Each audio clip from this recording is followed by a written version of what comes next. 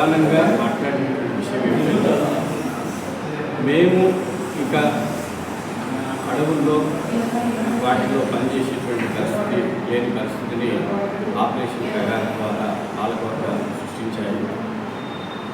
ఫలితంగా మేము బహిరంగ జీవితంలోకి వచ్చాము.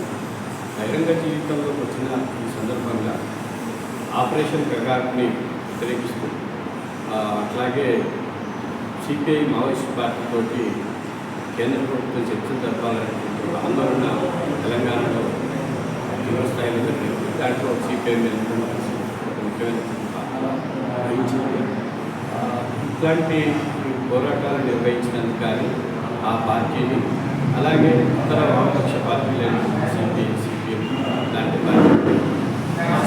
పార్టీని అలాగే జస్టిస్ చంద్రబాబు లాంటి ప్రజాస్వామిక పార్టీలు అందరినీ కలుస్తున్నాం, దానిలో భాగంగా కలుస్తున్న విషయాన్ని వారు చెప్పారు. ఈ సందర్భంగా డెమోక్రసీ ప్రశ్నించింది ఏమిటంటే, డెమోక్రసీ పార్టీ వాళ్ళని కోరింది ఏమిటంటే, మీ కార్యాచరణని మీరు ఏ రకంగా తీసుకురావాలి, ఎట్లా చేయబోతున్నారని అడిగినప్పుడు మాకు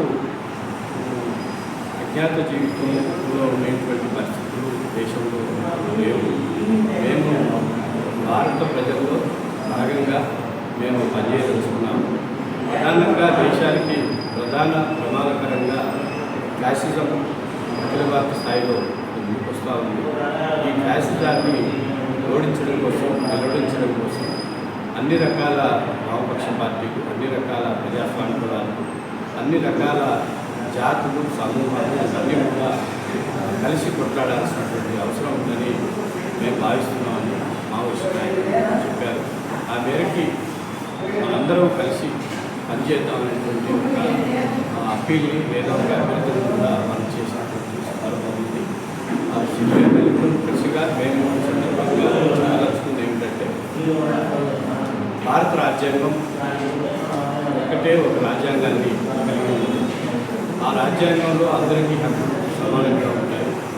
అందుకని భారత రాజ్యాంగాన్ని కాపాడుకోవాల్సినటువంటి, భారత రాజ్యాంగం కల్పించినటువంటి హక్కుల్ని, విలువల్ని కాపాడుకోవాల్సినటువంటి అవసరం ఉన్నది.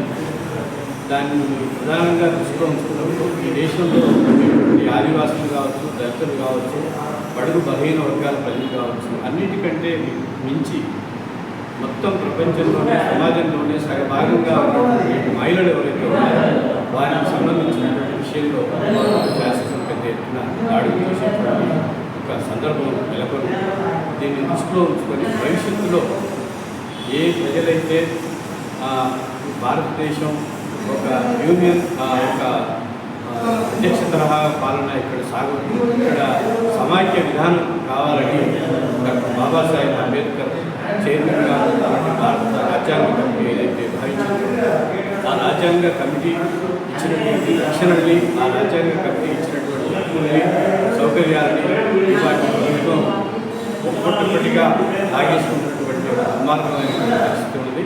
అందుకని అందరికందరూ దేశంలో ఉండేటువంటి ప్రజానికాన్ని సన్మానం, ఆఖరికి పాలక వర్గాల్లోని ప్రతిపక్ష పార్టీలు సైతం తమ హక్కుల్ని దెబ్బతీస్తున్నటువంటి నేపథ్యంలో ఫ్యాసిజానికి వ్యతిరేకంగా ఐక్యంగా